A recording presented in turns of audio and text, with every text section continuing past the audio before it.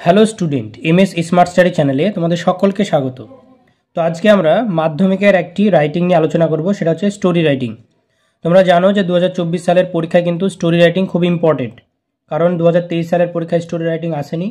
তো এই বছর রিপোর্ট রাইটিং, নোটিশ, স্টোরি, এই তিনটে কিন্তু মেনলি খুবই ইম্পর্টেন্ট। এগুলোর উপরে তোমরা একটু বেশি করে ফোকাস করো।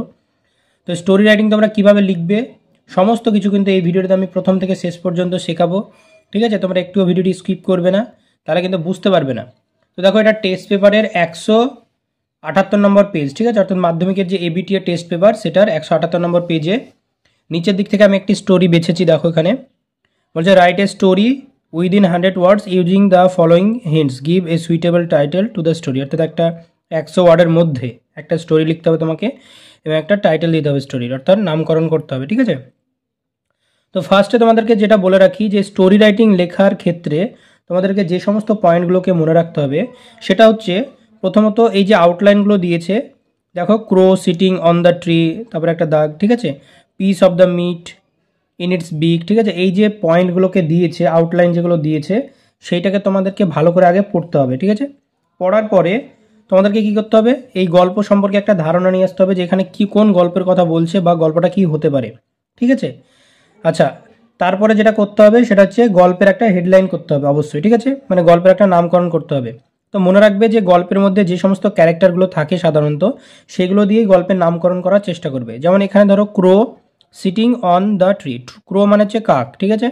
আবার এখানে দেখো, ফক্স পাসিং, ঠিক আছে? যে ফক্স, ক্রো, ফক্স হচ্ছে খ্যাক্সিয়াল, ক্রো হচ্ছে কাক, ঠিক আছে? তো এই ধরনের যদি গল্পের ক্ষেত্রে তুমি কোনো অ্যানিম্যাল ক্যারেক্টার পেয়ে যাও, ঠিক আছে, তাহলে সেটা একদম লিখে দেবে। যেমন এটা হচ্ছে the crow and the fox, এরকমভাবে লিখতে পারো, অর্থাৎ কাক এবং ফক্সের গল্প। এবার যদি তুমি সেটা থেকে কোনো ভালো শব্দগুলোকে ব্যবহার করে, ঠিক আছে, কোনো ভালো তুমি হেডলাইন বানাতে পারলে নিজের ইচ্ছা অনুযায়ী, সেটা আরও ভালো।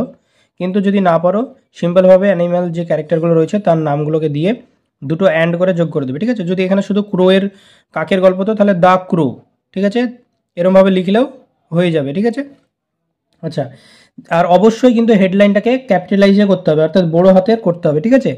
মানে অক্ষরগুলোকে বড় হাতের তোমাদেরকে কিন্তু লিখতে হবে হেডলাইন করার সময়, এটা কিন্তু মাথায় রাখবে। আচ্ছা, এরপরে তোমাদেরকে যেটা করতে হবে সেটা হচ্ছে, গল্প লেখার সময় সব সময় যে ভার্বগুলো রয়েছে সেগুলো সবসময় পাস্ট টেন্সে ব্যবহার করতে হবে। যেমন উদাহরণ হিসেবে বলি, যেমন এখানে সিটিং আছে, তো এটা ওয়াজ সিটিং হয়ে যাবে, ওয়াজ বা ওয়্যার, এই সব ধরনের শব্দগুলো ব্যবহার করতে হবে, ঠিক আছে? তারপরে যেমন এখানে ওয়ান্টস আছে, তো এটা হয়ে যাবে ওয়ান্টেড, ঠিক আছে? এইরকম আমি কথা বলছি। আক্স আছে, এটা আক্সড, AXKED, আক্সড। এই যে শব্দগুলো আমি বললাম, অর্থাৎ গল্প লেখার ক্ষেত্রে তোমাদেরকে কিন্তু পাস্ট ফর্ম, ভার্বের পাস্ট ফর্ম, ঠিক আছে, অতীতকালের রূপ ব্যবহার করতে হবে। এবং তুমি গল্পের মধ্যে কোনো শর্ট ডায়ালগ ব্যবহার করতে পারো। ধরো বললা, দ্য ফক্স সেড, দিয়ে কোটেশনের মধ্যে কিছু একটা লিখলাম, মানে খ্যাক্সিয়াল বললো যে কিছু কথা, ঠিক আছে? তো সেই কথাটাই কোটেশনের মধ্যে তুমি ইচ্ছা অনুযায়ী লিখলা, যেটা বললাম যে আমি ডায়ালগ আকারে যেটা হয়, ঠিক আছে, সে আকারে তুমি লিখতে পারো। আচ্ছা, আর একটা হচ্ছে, গল্পের শেষে একটা মোরাল অবশ্যই দিয়ে দেবে, ঠিক আছে? মোরাল কথার অর্থ হচ্ছে নীতি কথা, যেটা গল্প থেকে তুমি যেটা শিখলে।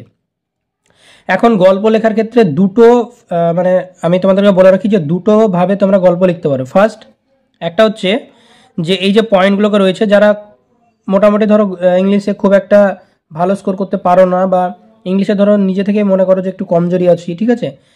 তো সেক্ষেত্রে আমি বলবো যে তোমরা ডায়ালগ যদি, মানে সেন্টেন্স যদি বানাতে না পারো, সাধারণত গল্পের ক্ষেত্রে তোমাকে এক্সট্রা সেন্টেন্স বানাতে হয়। যদি না পারো গল্পের ক্ষেত্রে বানাতে, কারণ সবাই পারবে না, এটাও কিন্তু স্বাভাবিক। এমন না যে শিখিয়ে দিলেই সবাই করতে পারবে, তাহলে সবাই কিন্তু অনেক ভালো স্কোর করতো। তো আমি বলতে চাইছি, যারা একটু ইংলিশে কমা রয়েছে, ঠিক আছে, তোমরা কি করবে, এই যে পয়েন্টগুলো রয়েছে যেমন, সেইগুলো একটু আধটু চেষ্টা করবে বানানোর। বাকি আমি যেটা বলছি এইভাবে যদি করো, তাহলে কিন্তু নাম্বার পাবে। একটা হেডলাইন দিবে, দেওয়ার পরে দেখো, দ্য ক্রো সিটিং আছে, যদি কোনো শব্দের আগে আইএনজি থাকে, এই ধরনের আইএনজি থাকে, ঠিক আছে, সেটাকে করবে কি, ওয়াজ সিটিং, এই ধরনের ওয়াজ লাগিয়ে দেবে, ঠিক আছে? Crow was sitting on the tree, তাহলে সেন্টেন্সটা তোমার কিন্তু কমপ্লিট হয়ে গেল। তারপরে ধরো এখানে piece of meat in its beak, তাহলে এটা কিছু নাই, তাহলে হি, গল্পের ক্ষেত্রে হি অথবা সি শব্দটা তোমরা কিন্তু ব্যবহার করতে পারো, ঠিক আছে? গল্পের ক্যারেক্টারটা মানুষের মতোই প্রোনাউন যেগুলো হয়ে থাকে সেগুলো ব্যবহার করা যায়, ঠিক আছে?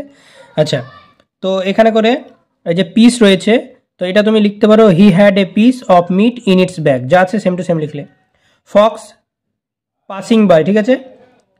আচ্ছা, হি ওয়ান্টেড দ্য মিট, আমি এই ওয়ান্টসটা করে দিলাম কি wanted, he wanted the meat বা the fox wanted the meat, মানে মাংসটাকে খেতে চাইছিল, ঠিক আছে। Asks the crow to sing, গান করতে বললো। তো এখানে তুমি যদি করো হি আক্সড দ্য ক্রো টু সিং, তাহলে সে তাকে গান করতে বললো, ঠিক আছে। এই যে শব্দগুলো আমি বলছি সিম্পলভাবে দেখো, একটা হি লাগিয়ে দিচ্ছি, ঠিক আছে, দিয়ে তার আগে যেটা ভার্ব রয়েছে, যেমন ওয়ান্টেড রয়েছে এটাকে ওয়ান্টেড করে দিচ্ছি, আক্স রয়েছে এটাকে আক্সড করে দিচ্ছি। কোনো ক্ষেত্রে যখন আইনজি থাকছে তখন তার আগে কী ব্যবহার করছি, ওয়াজ, WAS, ওয়াজ শব্দটা ব্যবহার করছি। এরমভাবে কিন্তু তারপরে এখানে দেখো crow keeps the piece of meat under the feet sings, ঠিক আছে। তাহলে এখানে তুমি করতে পারো কি, দ্য ক্রো কেপ্ট, কিপসের পাস্ট ফর্ম কী হবে, কেপ্ট, KEPT, ঠিক আছে, the piece of meat under the feet and sang, ঠিক আছে, এবং গানটা করতে লাগলো। আচ্ছা, এই যে শব্দগুলো আমি তোমাদেরকে বললাম, এইভাবে যদি তোমরা শুধুমাত্র ভার্বগুলোকে চেঞ্জ করো, আর তার আগে যদি বি ভার্বের প্রয়োজন হয় ওয়াজ বা ওয়ার সেটাকে বসাবে, হি অথবা সি এই ধরনের শব্দগুলো যোগ করবে, বা দ্য ক্রো বা দ্য ফক্স যেগুলো দেওয়া থাকবে ক্যারেক্টারের মধ্যে সেটাকে লিখবি। এটা একভাবে গেল, ঠিক আছে, যেটা মানে খুবই মানে বলা যায় যে নর্মালভাবে স্টোরি রাইটিংটা হলো, ঠিক আছে। মানে সেখানে তুমি খুব একটা ভালো স্কোর করতে পারো না, কিন্তু এটাকে যদি ভালো করে সাজিয়ে লেখো তাহলে কীভাবে লিখবে সেটা কিন্তু আমি আজকে অ্যান্সার করে দেখাচ্ছি, সেটা তোমরা এইভাবে লিখে কিন্তু প্র্যাকটিস করবে। তো দেখো এখানে ওই স্টোরিটাকে আমি ভালো করে লিখেছি, এইভাবে সাধারণত লিখতে হয়, ঠিক আছে। তো দেখো the fox and the crow, ঠিক আছে, অর্থাৎ গল্পের নামকরণ করতে হবে প্রথমে বললাম। তো গল্পতে যেহেতু ফক্স এবং ক্রো দিয়ে গল্প, তো তার নামকরণ করেছি। তো তারপরে দেখো ওয়ান্স আপন এ টাইম, ঠিক আছে, once upon A time in a jungle there lived a ক্রো। তাহলে ওয়ান্স আপন এ টাইম মানে কোনো এক সময়, ইন এ জঙ্গল জঙ্গলের মধ্যে, দেয়ার লিভড এ ক্রো একটা কাক বাস করতো। তাহলে এই যে পয়েন্টটা কিন্তু গল্পের ক্ষেত্রে আমার পয়েন্টটা কিন্তু দেওয়া নাই, ঠিক আছে, এটাকে তোমাকে বানাতে হবে। তো তুমি এখানে এই লাইনটা কিন্তু যে কোনো গল্পের ক্ষেত্রে ব্যবহার করতে পারো। Once upon A time in a jungle there lived a crow, there lived a fox, ঠিক আছে, বা যে সম্পর্কে গল্প বলছে সে অবশ্যই বাস করতো, ঠিক আছে। গল্পের ক্ষেত্রে যে কোনো ক্যারেক্টার গ্রামে হোক জঙ্গলে হোক বাস করবে, ঠিক আছে। আচ্ছা, তারপরে দেখো, তো এখানে বলছে যে once upon A time in a jungle there lived a ক্রো, একদা একটা কাক একটা জঙ্গলে বাস করতো। ওয়ান ডে, একদিন, he was searching for food, সে কী করছিল, খাবারের খোঁজ করছিল। When he suddenly saw a piece of meat, যখন সে কী করলো, হঠাৎ করে দেখতে পেলো এ পিস অফ মিট মানে একটা মাংসের টুকরো। দ্য ক্রো গ্র্যাবড ইট, সেটাকে নিল, ঠিক আছে, মুখে নিল, ইট ইন হিজ বিক, ঠোঁটে, ঠিক আছে। তাহলে কাকের যে ঠোঁট রয়েছে সেই ঠোঁটের মধ্যে সে মাংসের পিসটাকে নিল, and flew to a far away tree, এবং দূরে একটা গাছে উড়ে গিয়ে বসলো। A fox was passing by, একটা খ্যাঁকশিয়াল কী করছিল, সেখান দিয়ে যাচ্ছিল, সেই রাস্তা দিয়ে যাচ্ছিল গাছের পাশ দিয়ে। As the crow was sitting on a branch with the piece of meat, সে দেখলো যে একটা কাক একটা গাছের ডালে বসে রয়েছে, কি নিয়ে, with the piece of meat, এক পিস মাংস নিয়ে। ফর গেটিং, এটা কিন্তু একসঙ্গে জোড়া লেগেছে, এটা ফর হবে, ফর আলাদা, গেটিংটা আলাদা, ফর গেটিং না, ঠিক আছে। ফর গেটিং দ্য মিট, মাংসটাকে সে পেতে চাইলো। He made up a plan, সে একটা পরিকল্পনা করলো, মাংসটাকে সে খেতে চাইছিল তার জন্য একটা পরিকল্পনা করলো। He started praising to the crow by saying that his voice is so sweet. He started praising মানে খ্যাকসল কী করলো, ওকে প্রশংসা করতে শুরু করে দিল কাকের। কি বললো, কাকটাকে কী বললো, by saying that his voice is so sweet, তোমার যে কণ্ঠস্বর, গলার আওয়াজ, ঠিক আছে, সেটা অনেক মিষ্টি। And he like to hear the song of crow, এবং সে বললো যে তুমি একটা গান করে শোনাও, কাকের গান শুনতে চাইলো সে, ঠিক আছে। কাকে এইভাবে সে কী করছে, প্রেজিং করছে, অর্থাৎ প্রেজ করছে, অর্থাৎ প্রশংসা করছে। So the fox requested the crow to sing a song, তাই খ্যাকসিয়াল কী করলো, তাকে একটা গান করার জন্য অনুরোধ করলো। So the crow kept the meat under its feet, কাক কী করলো, কাক তার প্রশংসায় মুগ্ধ হয়ে তার মাংসর পিসটাকে পায়ের নিচে রাখলো, ফিটের মধ্যে, ঠিক আছে, অর্থাৎ পায়ের পাতার মধ্যে রেখে রাখলো, অ্যান্ড স্টার্টেড সিঙ্গিং, গান করতে শুরু করে দিল।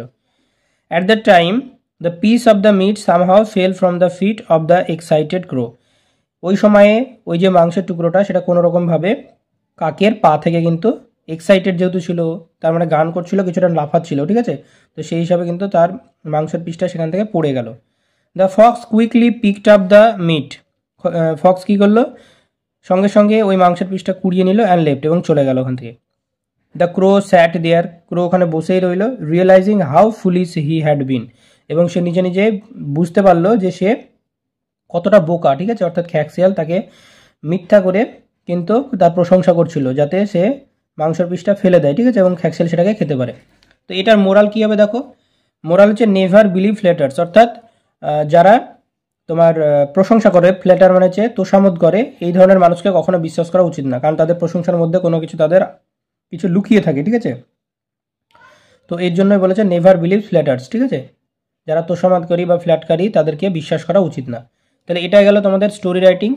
যেভাবে আমি বললাম এইভাবে যদি তোমরা প্র্যাকটিস করে লিখে, তাহলে কিন্তু 100% পরীক্ষায় অ্যান্সার করে আসতে পারবে।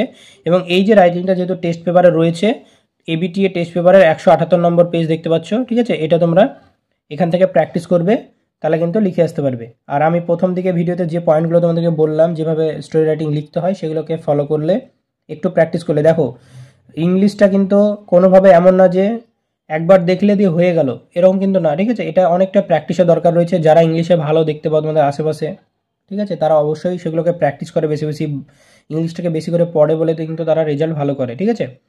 তো ইংলিশটা যতটা সহজ ততটাই দেখতে গেলে কঠিন, ঠিক আছে।